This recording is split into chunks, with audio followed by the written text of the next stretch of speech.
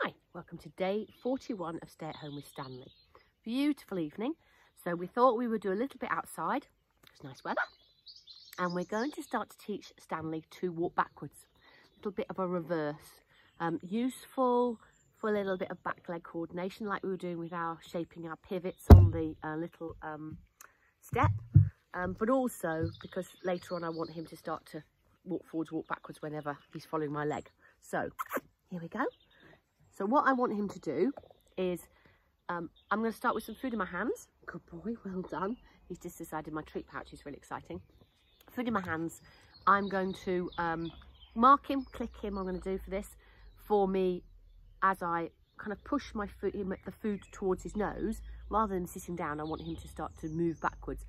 It's really important to get the dog to stand to start with, because if he's in a sit, it's very hard. I don't want to kind of force him out of a sit into a stand. So throwing a piece of food, getting him to move, and then we will do a few with it in our food, with that food in our hands, and then we'll take the food out of our hands and see if we can get him to move. We will click for literally one step backwards. We're not looking for 3 or 4, and then over time we'll progress that. So let's have a little go, shall we? Okay, this way. Here we go, Stanley. Boop, boop. Okay, so food in my hand. Get my clicker ready, and we'll just push him. Click. Okay. Got very noisy pigeons in the background here.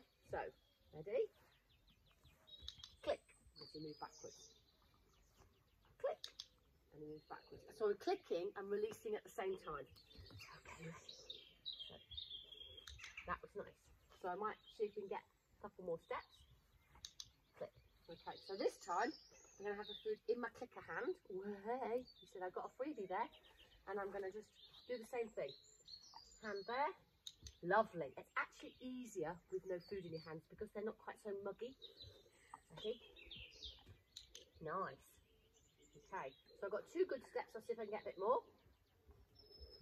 Nice. Got 3 there. Nice. Okay. Good boy. Well done. Try to feed him in that position rather than coming forward. Feed him there. Sometimes it's very tempting that the dog will then move back towards you to get fed. So if you can get the food into them as they've moved backwards and they're still in the same position, that's quite rewarding. So we've got 2 or 3 good steps there. I'm going to practice that quite a lot before I start to put any words onto it. And I will want him to start to move back where he's not always got his nose right in my hand. So I've got to work out what my hand signal is going to be. Because obviously if I do a flat hand, he'll just do a touch, won't you? Okay. Ready? What's this? Touch. Yes, good boy. So I want it to be something else. So I'm going to probably do a motion that's like that, which will mean that I want him to move backwards. And I'll do a hand motion before I'll put a word cue onto it. So do a couple more. Here we go. Ready. So let's get the clicker in the right way. Nice. I want him to go straight if he can, rather than go sideways. So I want him to go like that. Nice. Go. Feet. Okay, one more. Back we go. Nice, that was a good one. One more. There we go. Nice, starting to realise. So he's not quite so muggy with my hand when it's not in your hand. And eventually you'll start to realise that the hand motion means go backwards. So you could work a word on it. I have to again decide what it's going to be. Might be reverse, but it's a bit wordy, so I might have to think of a new word. I can't use back because I often use that as my go retrieve cue, so I'll have to sit and think tonight what word I might put onto it. But you've got loads of time to worry about that.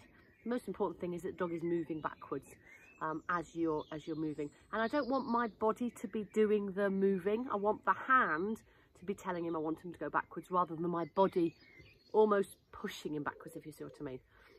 But it's just a little fun game, but also gets him to work out to go of his own accord and helps his back leg coordination. So have a little play with a reverse.